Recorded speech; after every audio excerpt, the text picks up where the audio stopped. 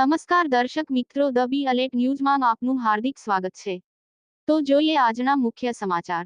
વડોદરા શહેરમાં હાર્દિક પંડ્યાનો road show દ્વારા માંડવીથી લેહરીપુરા ગેટથી દાંડિયા બજાર 4 રસ્તાથી અકોટા બ્રિજ પર રોડ શો નાંગ અનુસંધાને વડોદરા શહેર પોલીસ કમિશનર શ્રી દ્વારા રિહર્સલ કરવામાં આવ્યું, જેમાં વડોદરા શહેરના તમામ ઉચ્ચ અધિકારીઓ હાજર